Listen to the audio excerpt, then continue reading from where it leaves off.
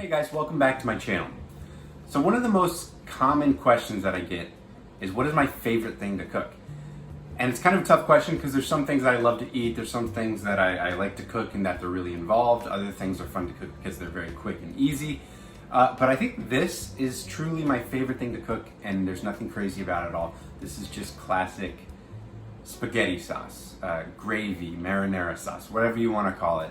I use my grandma-in-law, my nanny-in-law, her recipe. She's second generation Italian. So there's a million different ways to do this. Some people go with the San Marzano tomato route. Some people put onions in there. Some people don't do onions. Some people add oregano. Some people put sugar. Don't do sugar.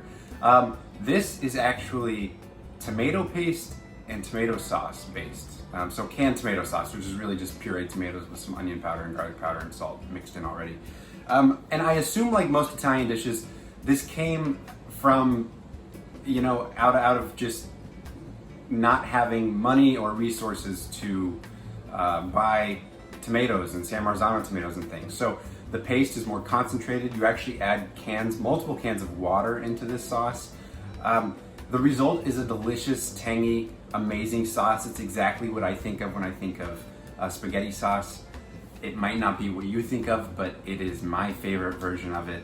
But yeah, so many things in Italian food, came from people trying to stretch their dollar, like putting breadcrumbs and meatballs was just not because it was good, it was because they had leftover bread and not enough meat, so it actually enhanced the volume that they had to feed people. And come to find out, meatballs are terrible without breadcrumbs in them. So kind of one of these things where the way that it's done was originated probably to save some money. So it's very, very cheap to make this sauce, but the end result is so good. And the longer you can simmer it, the better. But I like to serve it with penne myself, but I hope you enjoy. This is probably my favorite thing to make, and it is my favorite smell in the world when my house smells like this. So check it out. I hope you give it a try.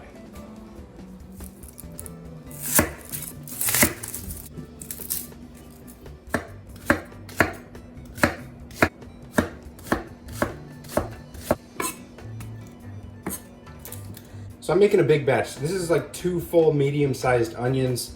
This is a lot more than an original recipe would say, but I love onions. I like to caramelize them a lot, so these will really reduce in size. And again, I'm making it for a lot of people, so I like this amount of onions.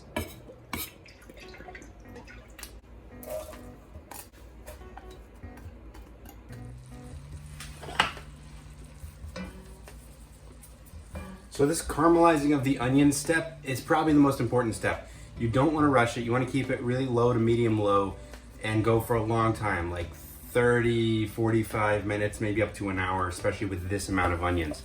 If you burn your onions, then you have to start over because it will make your sauce bitter. So don't leave it for too long without stirring it, but you really want to turn these into caramelized, deep, delicious, sugary onions.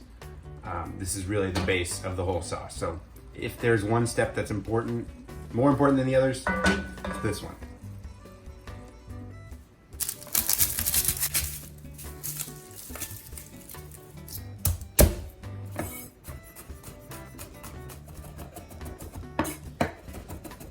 After about 30 minutes of roasting these, you can see they're pretty caramelized. I'm gonna go ahead and throw in minced garlic.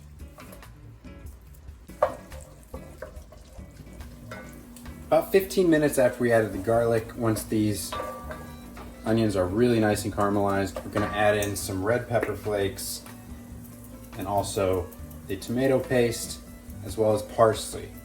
We're gonna cook all of that out, cook out the paste for just a little bit, and then we're gonna add the tomato sauce and some water, and then some basil, season it with salt and pepper, throw in a couple Parmesan rinds if you have them, and let it go.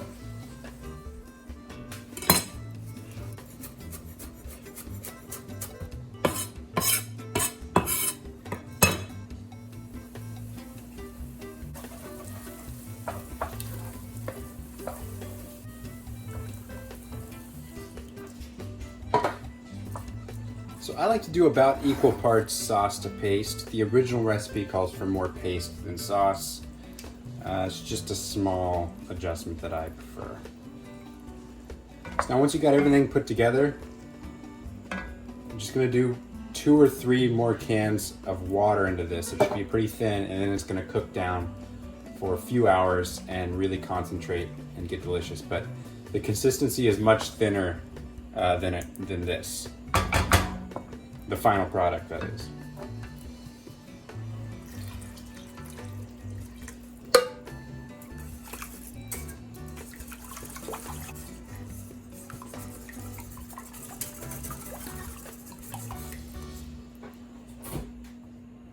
So I've got a few bunches of basil right here.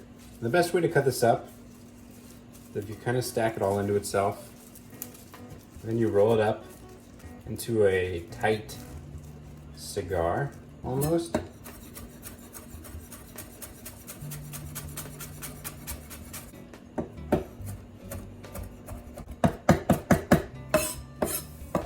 There you go.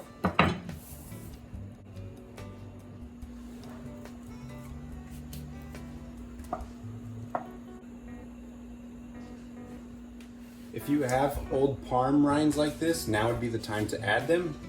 But I'm serving this to friends who are vegan, so I'm gonna leave it out this time. But if you have this and you eat cheese, definitely throw it in there.